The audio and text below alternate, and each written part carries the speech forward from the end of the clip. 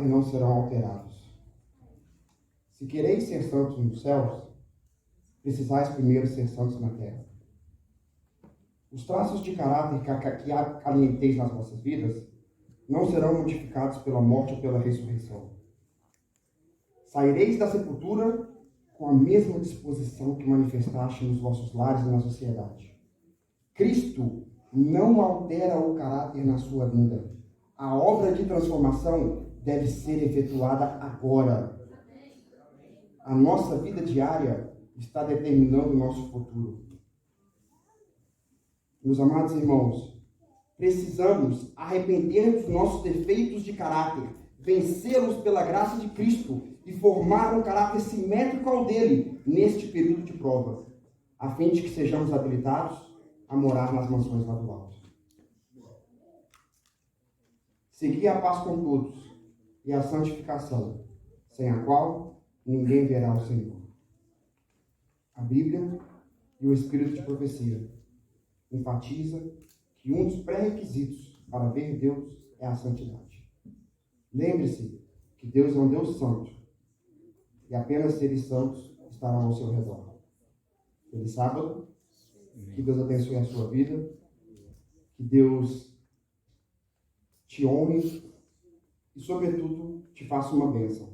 Veja, quando Deus chamou Abraão pela primeira vez, disse o Senhor a Abraão: saia da tua casa, da tua parentela e da casa dos seus pais, e vá para uma terra que te mostrarei. Em ti farei uma grande nação. Abençoarei os que te abençoarem, amaldiçoarei os que te amaldiçoarem, e em ti todas as famílias da terra serão benditas. Sabia que a sua vida deve ser uma bênção? O cristão, ele deve ser um oásis de pazes num deserto de dissensão. Como tem sido a sua vida? Como foi a sua semana? Meus amados irmãos, nós vivemos um tempo muito solene. Breve está a volta do nosso Senhor. Como está a sua vida com Cristo? Os traços de caráter nosso não serão alterados. Cristo não altera o nosso caráter na sua vinda. A obra de transformação deve ser efetuada agora. Meus amados irmãos, não existe varinha mágica com Deus. Você não morre no pecado e ressuscita santo. Você não morre com caráter ainda a ser transformado e ressuscita cantando o hino de Moisés de libertação. Você não morre na prática do pecado e acorda com uma harpa na mão, dedilhando a harpa. Nós temos uma obra a ser efetuada agora. E com todo respeito, se você acredita, porventura, que a santidade em Cristo e a perfeição em Cristo é inalcançável, eu aconselho a rever os seus valores, a rever os seus pensamentos. Porque, meus amados irmãos, Cristo, Deus, Ele é um Deus que respeita a sua decisão, mesmo que essa decisão seja a morte. Mesmo que essa decisão seja queimar no inferno, Ele respeitará a sua decisão. Sabe por que Deus não altera o caráter na sua vida? Romanos 8,15 fala justamente sobre isso. Porque nós recebemos um espírito de adoção, não um espírito de escravidão, para vivermos aterrorizados como outrora. Mas recebemos o espírito de adoção, pelo qual chamamos Abba Pai. Se Deus ele mudasse o seu caráter, ele seria um Deus autoritário. Um Deus que não respeitaria a sua decisão. Deus ele respeita a sua decisão, mesmo que a sua decisão seja se perder. Então, meu apelo para você nesta manhã é que você esteja com Cristo. Não importa o que aconteça. Mude a sua vida. Transforme o seu caráter para se encontrar com o Senhor. Observemos as histórias da Bíblia. Gênesis 6,3. Disse o Senhor: o meu espírito nem sempre agirá no homem, pois este é carne, e os seus dias serão 120 anos. Deus não mudou os antediluvianos. Deus deu aos antediluvianos 120 anos para que eles mudassem. Meus amados irmãos, lembrem que Deus disse para Daniel: 70 semanas estão determinadas sobre você, sobre o seu povo, sobre sua santa cidade, para cessar a transgressão, para trazer fim ao pecado, para expiar pela iniquidade, para trazer a justiça eterna, para selar a visão e a profecia e para ungir os santos dos santos. Deus não mudou a população da cidade santa. Deus deu 490 anos proféticos para que eles mudassem. Deus não vai te mudar sem a sua opinião, sem a sua decisão. Deus não vai fazer por você aquilo que você deve fazer por você mesmo. O trabalho de santificação, o trabalho de purificação, ele não é unilateral. Não viva a teologia da preguiça, a teologia da ociosidade. Saiba que sim, você tem uma obra a fazer na sua vida de transformação. Veja as palavras que Deus disse em Isaías 1, 15 a 18. Portanto, quando estenderes as vossas mãos, escondo de vossos olhos. Sim, quando multiplicares as suas orações, eu não as ouvirei. Por quê? Porque as suas mãos estão cheias de sangue. Lavai-vos, purificai-vos, tirai a maldade dos seus atos diante dos meus olhos. Cessai de fazer o mal, aprendei a fazer o bem. 5 coisas que Deus determinou, mandou que o povo de Israel fizesse, para que Deus habitasse no entorno deles. Meus amados irmãos, nós temos muito a fazer, e o tempo é pouco. O tempo é curto. Muitos de nós estamos atrasados. O que deveríamos aprender em anos, o Espírito de Profecia fala que teremos que aprender em semanas. Meus amados irmãos, você não se prepara para o sucesso praticando falhas. Tema do sermão de hoje. Qual é o seu grupo? Me desculpe pela emoção, não emocionei com as palavras do Yuri. Qual é o seu grupo nos últimos dias? Obrigado, irmão, pela... Antes de começarmos o sermão, eu gostaria de pedir aos irmãos que fechassem os olhos, espírito de reverência para falarmos com Deus. Santo e eterno Deus, muito obrigado pelo teu amor, pela tua graça. Obrigado, Senhor, pelo teu poder, pelo teu amor que nos constrange. Te agradecemos, Senhor, por essas horas solenes do sábado que estamos aqui em família. Abençoe, ó Pai, todas as pessoas que estarão escutando assim diz o Senhor nesta manhã. Pai misericordioso, abençoe todas as pessoas que estão online nos assistindo, ó Pai. Que o seu Santo Espírito possa abraçar o Senhor. Que o seu Santo Espírito possa tocar o coração de cada pessoa, ó Pai. Eu te clamo em nome de Jesus que os seus santos anjos estejam nesse edifício. Ó Senhor Deus, venha, Senhor. A Bíblia fala que o Senhor virá para todos aqueles que amam a sua vida. Venha, Senhor. Agora eu te peço que o Senhor fale por mim e me use nesta manhã. Eu te clamo em nome de Jesus. Amém. Antes de começar o sermão, como meu hábito, meu costume, eu gostaria de pedir aos irmãos 3 favores. Favor número 1, preserve a reverência na casa de Deus. Deus é um Deus de reverência e Ele não só quer reverência, Ele exige reverência. Se você discorda de mim, eu peço que você converse com Nadab e Abiú e pergunte a eles o que aconteceu em Levítico 10, diante da sua reverência. Deus é um Deus de reverência. E nós devemos adorar a Deus, segundo Hebreus 12, 28, com reverência e santo temor.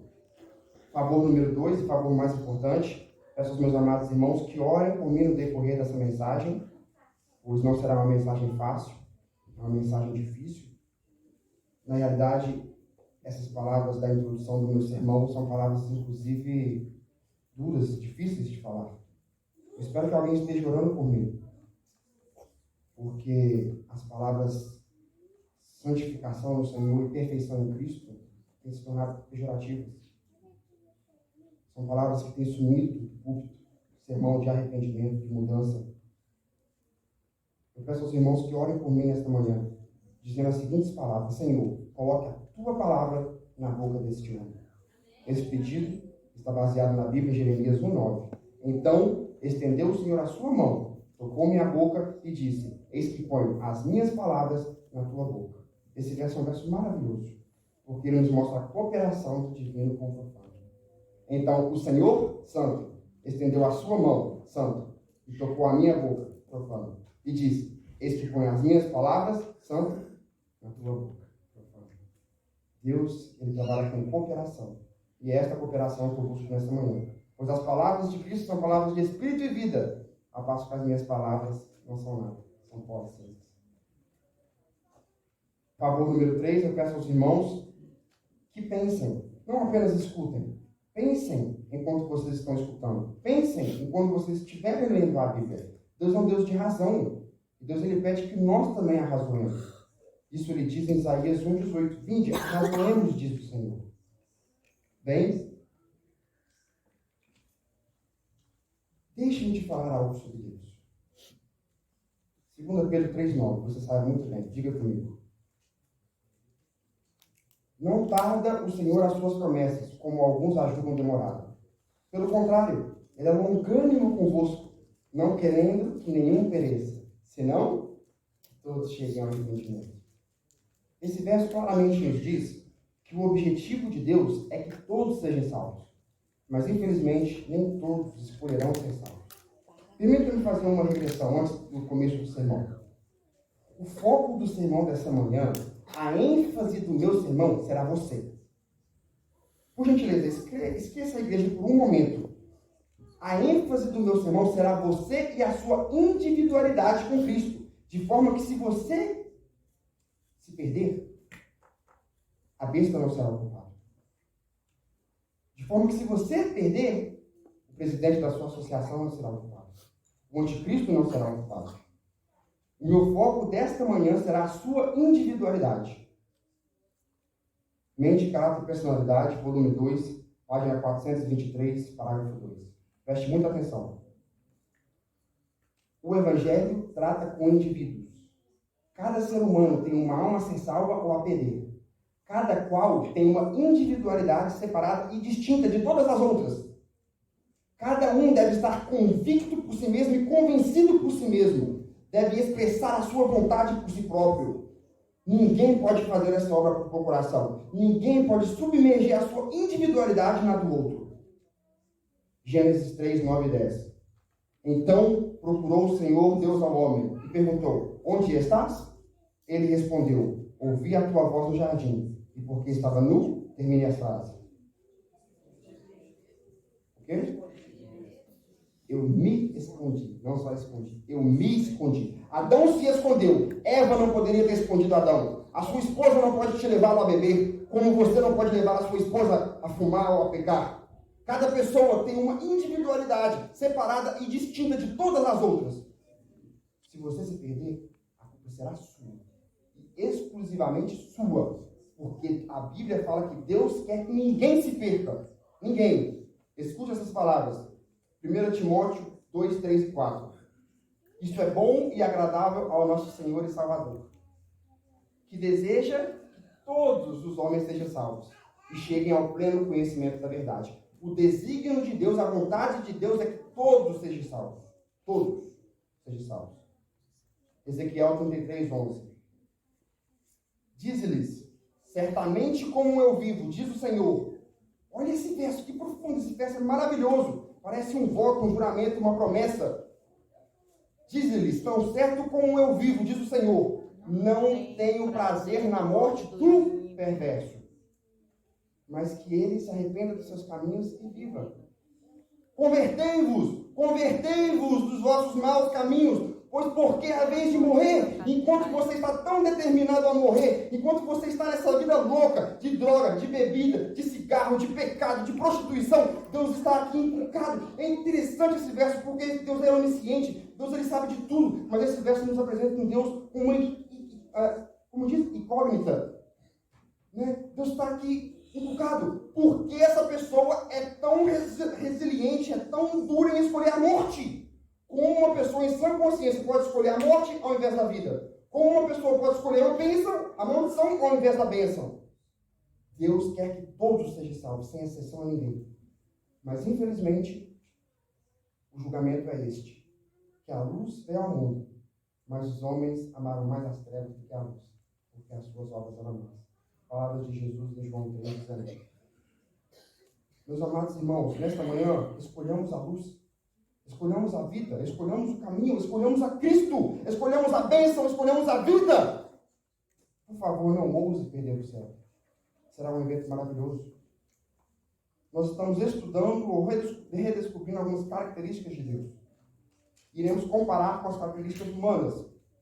Veja, Deus quer que todos sejam salvos.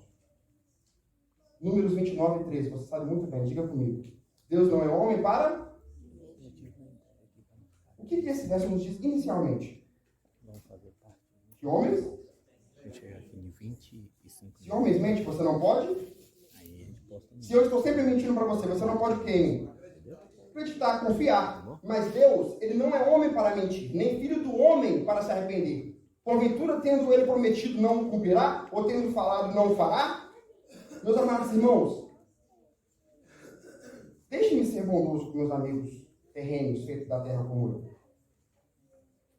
nós somos afetados pelo pecado. E muitas vezes nós pecamos, nós mentimos, até mesmo sem ser uma mentira moral. Permita-me fazer uma ilustração. Digamos aqui que o Marcão prometa ao Israel uma bicicleta de Natal. Mas antes do Natal, o seu filho, a sua esposa adoeça, levando todas as finanças da família para o hospital. E quando chega no dia do Natal, o Israel não tem aquela bicicleta tão sonhada. Todos os garotos do quarteirão têm uma bicicleta. Veja, nós estamos presos a circunstâncias, eventos, casualidades. Deus não. Esta é uma mentira, mas não é uma mentira moral. Ele prometeu dar a bicicleta para Israel, mas ele não pôde cumprir a sua palavra. Isso não acontece com Deus. Nada, eu volto a dizer, nada pode impedir Deus de cumprir as suas promessas. Malaquias 3,10. Trazei todos os dízimos à casa do tesouro, para que haja mantimento na minha casa. Diga comigo. E provai-me nisso, diz o Senhor dos Exércitos. E vereis, se não vos abrirei as janelas dos céus e derramarei sobre vós bênçãos sem medida. Quando você estiver na beira do abismo, com tanto de conta para pagar, e com pouco dinheiro no bolso, e seus filhos precisando de alimento, lembre-se, Deus não é homem para mentir, nem filho do homem para se arrepender. Meus amados irmãos, nós mentimos. Deus não mente. Salmo 118, 8 e 9. É melhor confiar em Deus do que no homem. Verso 9. É melhor confiar em Deus do que em príncipes. Salmo 116, versículo 3. Não confieis em príncipes, em filhos do homem, no qual não há salvação. Pergunta. Eu quero a participação da igreja. Mesmo se você estiver errado, fale com ênfase. Deus é santo? Sim ou não? Sim. Sim. Deus é confiável? Sim ou não? Sim. Deus precisa ser testado? Não. Mas Ele nos convida a testá-lo? Sim. Nós acabamos de ler. Provai-me nisso. Agora pergunta. Se Deus, que sempre mantém a sua palavra, nos convida a testá-lo, será que nós, que sempre mentimos, não devemos ser testados? Verdade. Eu não escutei o sim nem não. Sim. Se Deus, que nunca mentiu e não é homem para mentir, nos convida a testá-lo, será que nós que estamos sempre mentindo não devemos ser testados? Sim. Veja, meus irmãos, como eu disse, nada pode impedir Deus de cumprir as suas promessas. O mar vermelho não pode impedir Deus de cumprir as suas promessas. A falta de comida no deserto não pode impedir Deus de cumprir as suas promessas. A falta de água no deserto não pode impedir Deus de cumprir as suas promessas. E esse mesmo Deus que disse para Josué, eu não te deixarei, não te abandonarei, Josué 1,5, é o mesmo Deus que disse, provai-me nisso, diz o Senhor dos Exércitos. Ele nos convida a prová-lo. Será que nós não devemos ser testados? Abra sua Bíblia em Apocalipse 17, 14. Texto base do sermão de hoje, que o Yuri já leu. Apocalipse 17, 14. O último livro da Bíblia, os quais os outros 65 livros encontram o seu objetivo. Escrito por João, o discípulo amado, que foi injustiçado por Tito Flávio Domiciano ao ser mandado para a ilha de Pátimo. Mas que Cristo transformou dessa prisão uma biblioteca divina. E o livro do Apocalipse é o livro que mais faz menção ao Antigo Testamento. É engraçado que muitas pessoas dizem que o Antigo Testamento foi abolido. Mas o paradoxo é que o último livro da Bíblia é o que mais faz menção ao Antigo Testamento. Meus amados irmãos, Apocalipse 17, versículo 14. Pelejarão eles contra o Cordeiro. E o Cordeiro os vencerá, pois é o Senhor dos senhores e é o Rei dos reis. Agora, com o título do sermão em mente, qual é o seu grupo? Termine a frase.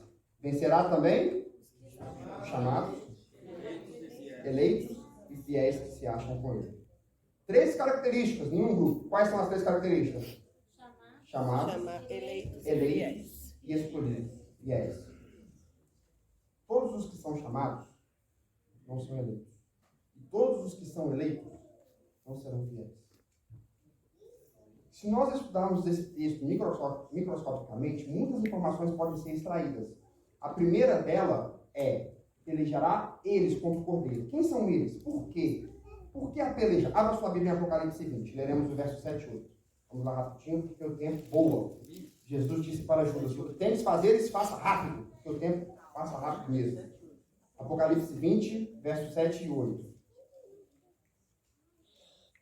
Quando, porém, se completarem os 1000 anos, Satanás será solto da sua prisão e sairá a seduzir as nações que se encontram onde? Nos 4 cantos da terra, Gog e Magog, a fim de o quê? Reuni-las para... Lembra que a gente acabou de ler, peleja? Então aqui nós identificamos qual é esse outro grupo. A fim de reuni-las para a peleja. O número dessas é como a areia do mar. Assim termina o verso. Veja, esses versos são idênticos. Apocalipse 17, 14, nós vemos um Senhor, a saber, Cristo, o Cordeiro, com um grupo com 3 características, chamados eleitos e fiéis. Em Apocalipse 27, 8, nós vemos um outro grupo, cujo seu mestre é Satanás, e eles têm, a quantidade desse grupo é como a areia do mar, sim ou não? E a característica deles é a infidelidade. Permite me trabalhar essa ideia. Satanás saiu a seduzir.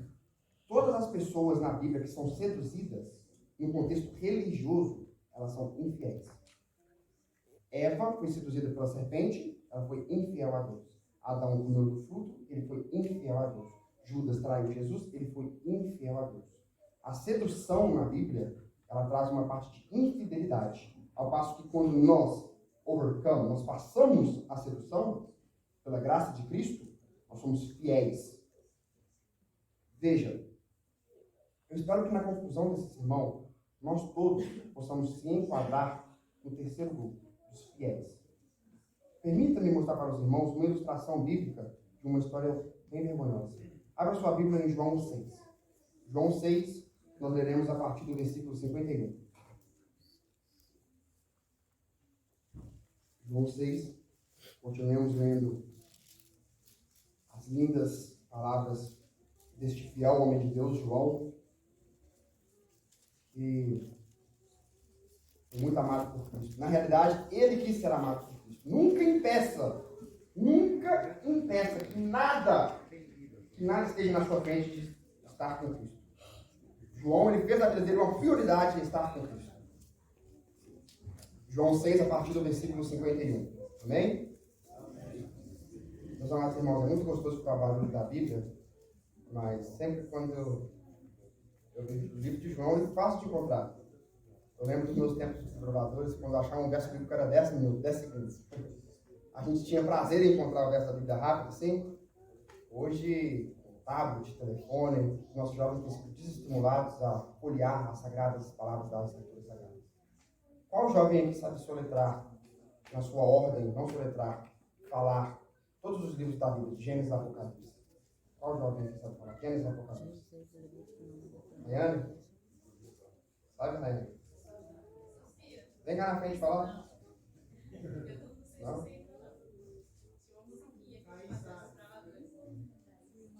Ok. Vamos lá então. João 6,51.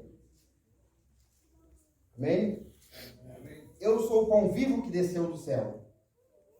Se alguém dele comer, viverá eternamente. E o pão que darei pela vida do mundo é a minha carne. Disputavam, pois, os judeus entre si, dizendo: como pode esse dar-nos a comer a sua própria carne?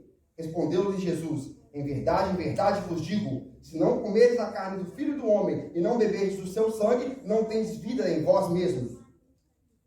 Quem comer a minha carne e beber o meu sangue tem a vida eterna, e eu ressuscitarei no último dia. Pois a minha carne é verdadeira comida, e o meu sangue é verdadeira bebida. Quem comer a minha carne e beber o meu sangue, permanece em mim, e eu permaneço nele. Assim como o Pai que vive me enviou, e eu permaneço no Pai e vivo por ele, também quem de mim se alimenta, por mim viverá. Meus amados irmãos, o motivo pelo qual os judeus eles disputavam entre si foi porque eles não entenderam o que Jesus queria dizer. Veja.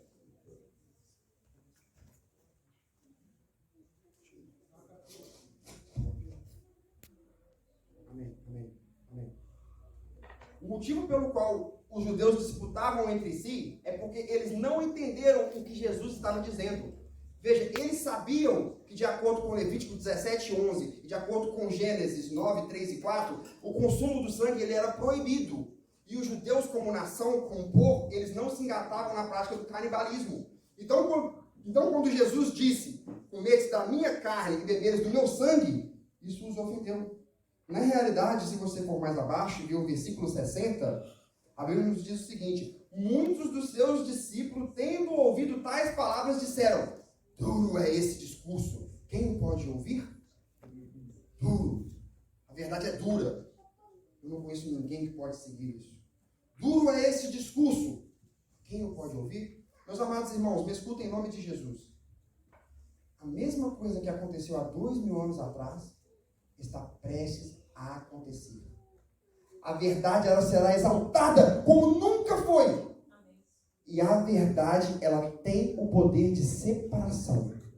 Ela separa o imprestável do que é valioso. Sob severa aprovação, sobre a luz da verdade, nós mostramos quem realmente nós somos. Jesus, ele trouxe toda essa teologia para testar os seus discípulos.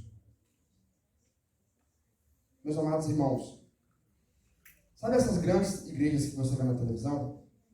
Vá numa dessas igrejas que acreditam na imortalidade da alma, ou outras teologias, me desculpem dizer aqui, mas a verdade dói, satânicas, oriundas de Roma, e pregue sobre arrependimento.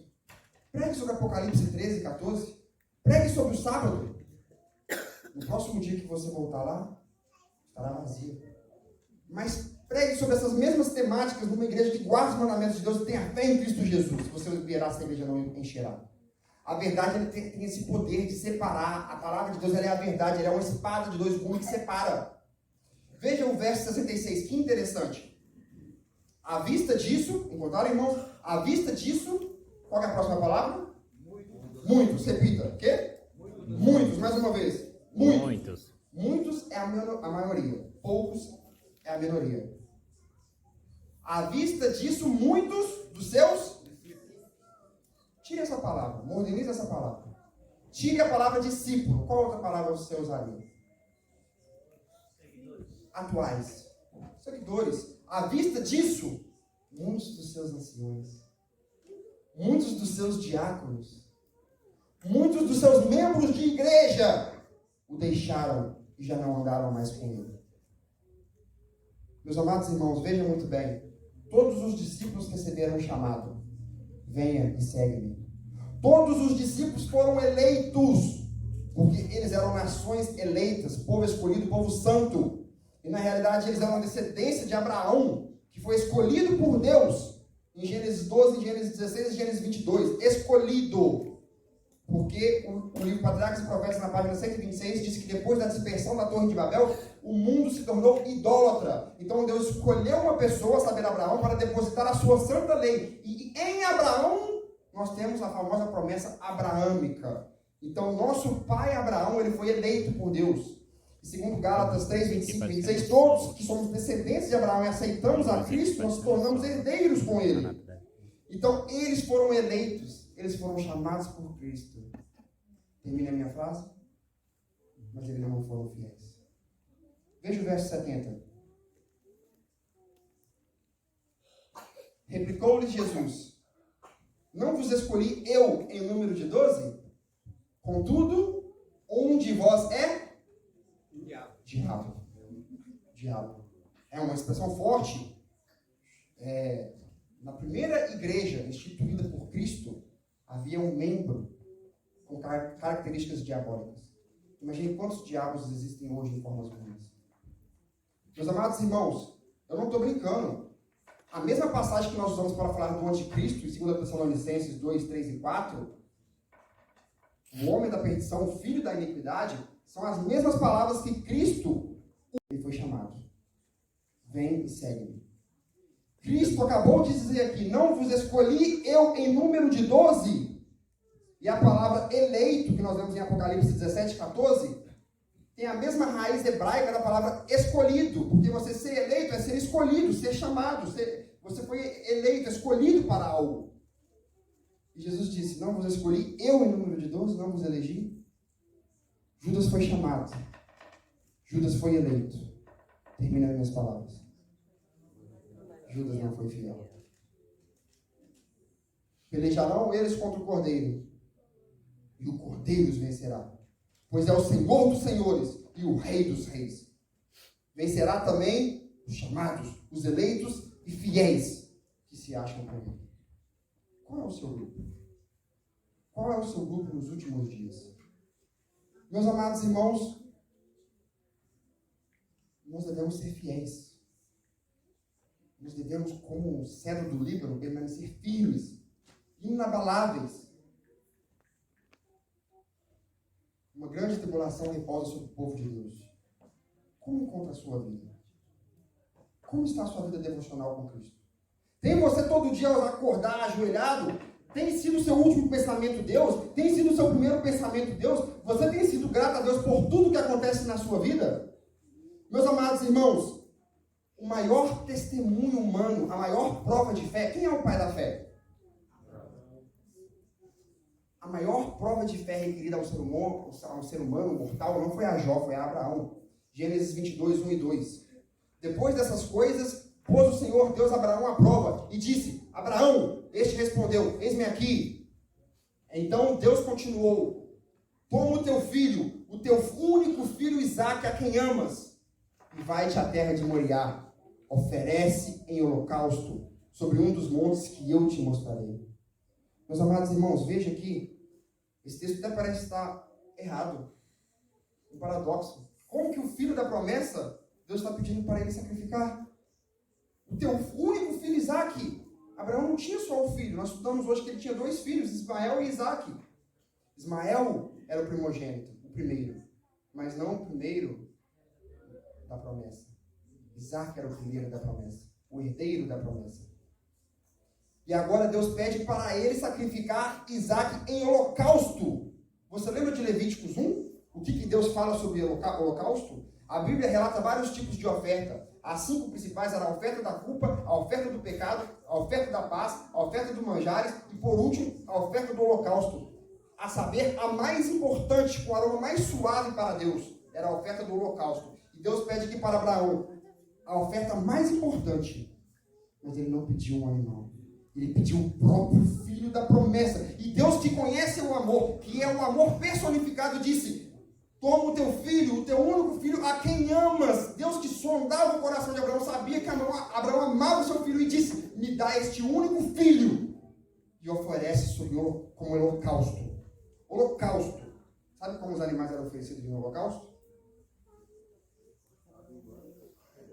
Tirava o sangue, arrancava a pele, mutilava o corpo, lavava as patas e botava no fogo. Oferece em holocausto sobre um dos montes que eu te mostrarei. E Abraão, sem questionar, sem entender o paradoxo divino, acordou e, sem dizer nada para Sara, caminhou seguindo Moriá. Meus amados irmãos, isso e nada mais, essa fé que nós devemos ter nos últimos dias. E se a nossa fé for menor que essa, nós seremos varridos pelo homem com a vassoura. Meus amados irmãos, nós devemos ter fé no nosso Salvador e permanecer firmes e não ser abalados por nenhum vento, por nenhuma tribulação de mar, por nada. Devemos permanecer firmes no Senhor, meus amados irmãos. Perto está a volta de Cristo. E sabe por que nós devemos ser testados? Porque sob severas provações, nós mostramos quem realmente nós somos. Nós precisamos ser testados. Eu falei isso aqui uns 2 sermões atrás. Tito 1,16. No tocante a Deus, professam conhecê-lo, mas os negam por suas obras. Por isso que são abomináveis, desonestos e reprovados para toda boa obra. Tito 1,16. Meus queridos irmãos, Deus, Ele vai ver quem você é através do fogo da aflição. No tocante a Deus, professam conhecê-lo. Entretanto, o negam por suas obras. Em outras palavras, diante das provações, Deus separa os homens dos meninos, as mulheres das meninas. Me desculpem as palavras duras, mas escutem. esse texto de inspiração do Espírito de profecia. Foi-me mostrado que todas as provas dadas ao povo de Deus mostram que muitos são resolutos e estúpidos. Foi-me mostrado que a peneira de Deus lançará fora multidões como folha ao vento. A prosperidade multiplica a massa do que se professa. A adversidade os lança fora da igreja. Estes não têm a firmeza de Cristo. Estes saem de nós porque não são um de nós. Sob severa provação, mostram que são frouxos e se escandalizam. Me escutem em nome de Jesus, meus amados irmãos. A purificação do povo de Deus não pode ser efetuada sem o sofrimento. Deus permite que o fogo da aflição lhes consuma a escória para separar o imprestável do valioso, a fim de que o metal puro possa brilhar. Deus nos coloca de um lado da fornalha para o outro, de um lado da peneira para o outro, a fim de testar o nosso verdadeiro valor. Meus amados irmãos, veja essas palavras. Se não podemos suportar as provas no período de paz, como suportaremos no período de angústia, de tribulação? Se somos relutantes a ser esquadrinhados pelo arquiteto divino onisciente, como esperamos aguentar o tempo de angústia? Cristo observa toda a prova e o bom pastor sabe o que é necessário para purificar o seu rebanho. A divina obra de purificação e de refinação deve seguir avante, até que o povo de Deus esteja tão morto para o próprio eu, tão humilhado, que ao serem chamados para a mais elevada obra, tenha em vista unicamente uma coisa: a glória de Deus. Testemunho para a Igreja, volume 4, página 85, parágrafo 1 e 4, página 88, parágrafo 3.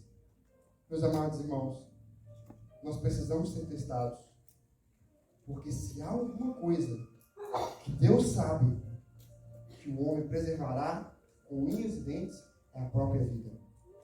Não só Deus, Satanás sabe disso também.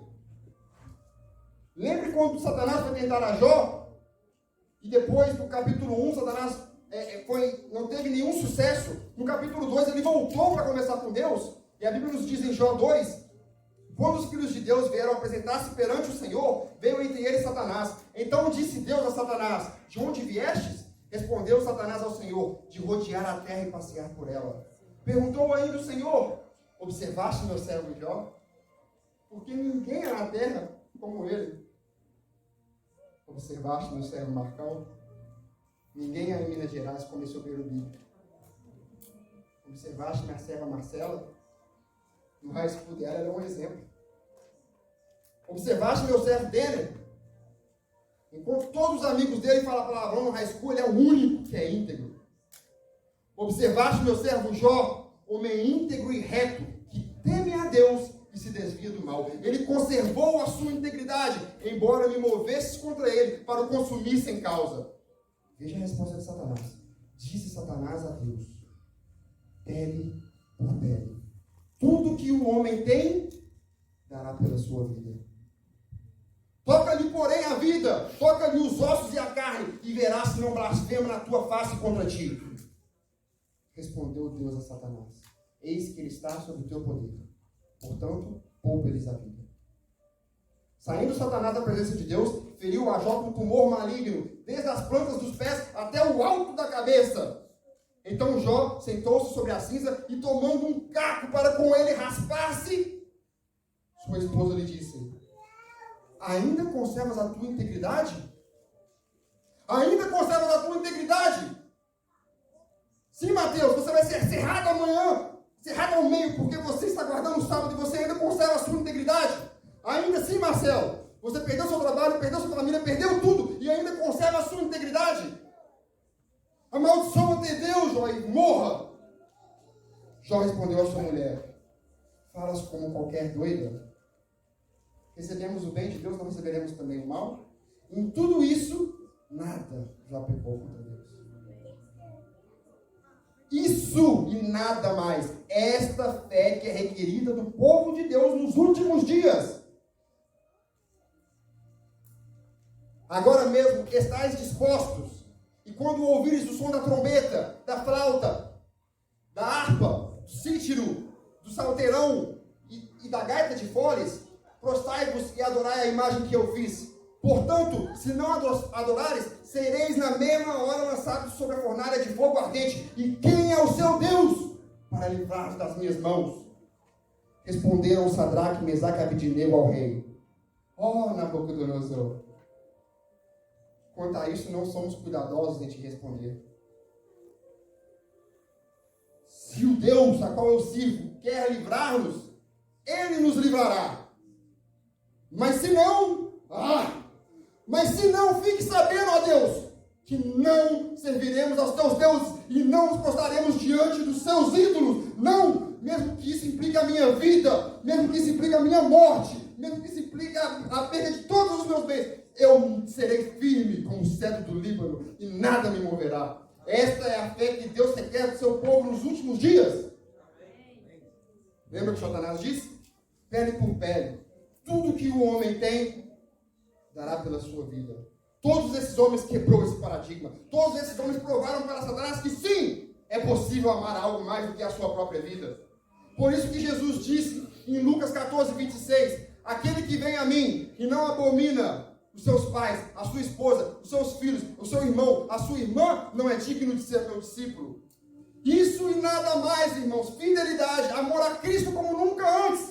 Como nunca você amou ninguém, é isso que Ele requer de você. Ele deu o melhor por ti, Ele requer o melhor de você. Rogo-vos, irmãos, pela misericórdia de Deus, que apresentai o vosso corpo como um sacrifício vivo. Patriarcas e Profetas, página 251, parágrafo 2. Comentando sobre Romanos 12:1, a serva do Senhor disse que o que Paulo tinha em mente era o sacrifício de holocausto. Apresentai o vosso corpo como um sacrifício vivo, porque Deus ele não se agrada de nada inferior, de coisa alguma inferior do que o melhor que você pode oferecer. Aqueles que amam a Deus de todo o coração, dar-lhe-á o melhor serviço da sua vida, mesmo que isso implique a sua morte. Meus amados irmãos, eu chego à conclusão do meu sermão clamando para que cada um aqui reveja a sua vida. Para que cada pessoa olhe no interior e veja os defeitos de caráter que devem ser corrigidos. Porque cada ser humano tem uma individualidade diferente de toda outra. E você será julgado individualmente. Meus amados irmãos, se nós não estamos preparados para morrer pela verdade, nós não estamos preparados para viver com Cristo. Cristo morreu por nós. Ele espera que nós, também nas palavras, estejamos dispostos a morrer por Ele. E não só isso. 1 João 3,16. Nisto conhecemos o amor, que Cristo morreu por nós. E nós devemos dar a vida pelos nossos irmãos. Eu devo dar a vida por vocês. Vocês devem dar a vida por mim. Nós devemos viver o amor de Cristo. E o amor de Cristo será a única fonte de transformação da sua vida. Viva com Cristo. Quer morrais, quer vivais, viva para Ele.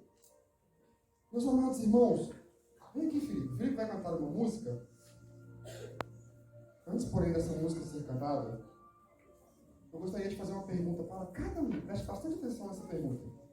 Eu gostaria de fazer uma pergunta para cada um de vocês. Eu não estou falando com a igreja, eu estou falando com cada um individualmente. Você e Cristo. Preste atenção na minha pergunta.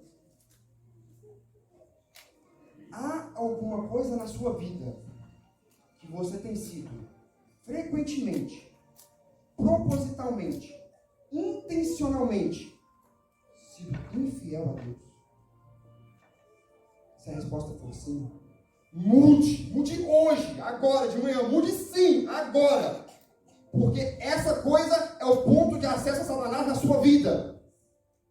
Jesus disse em Mateus 7,13, uma outra parábola lhes propôs, que o reino do céu é semelhante a um grão de mostarda.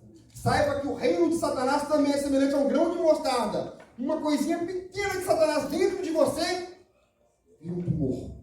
E ele toma conta da sua vida. Meus amados irmãos, arrependei dos vossos erros de caráter, vencê-los pela graça de Cristo e formai um caráter simétrico ao dele nesse período de prova, para que possamos ser habilitados a morar nas mansões lá do alto. Amém. Esse é o meu desejo para a igreja de Filadélfia. Que você entregue a sua vida sem reserva. Isto e nada mais. Isto. Meus amados irmãos, a Bíblia diz, Felipe já vai cantar, mas a Bíblia diz, em Daniel 12:1, Felipe, que nos últimos dias se levantará o nosso arcanjo Miguel para defender o seu povo num tempo de angústia que jamais houve desde a fundação dos séculos. E Jesus disse a mesma coisa em Mateus 24. E ele ainda enfatizou no versículo 20:10 que por amor aos santos os dias serão encurtados, porque senão nenhuma carne sobreviveria de tão duro que será esse tempo. Agora, arrazoe comigo. Se esse período de prova será um período jamais visto, o que requer para o povo de Deus passar esse período de prova? Uma fé jamais vista! Uma fé jamais vista! Novos Daniéis, novos Jó, novos Sadraque, todos esses personagens bíblicos que disseram: fique sabendo, ó rei, se Deus não me livrar, eu morrerei, mas eu não transgredirei o sábado. Eu morrerei feliz.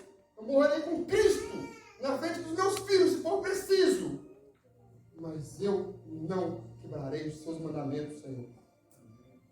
Pelejarão eles contra o Cordeiro, e o Cordeiro o vencerá, pois é o Senhor dos senhores e o Rei dos reis. E vencerá também os chamados, eleitos e fiéis de Filadélfia que se acham com ele. O Felipe vai cantar uma música que fala sobre provações, testes na vida do cristão.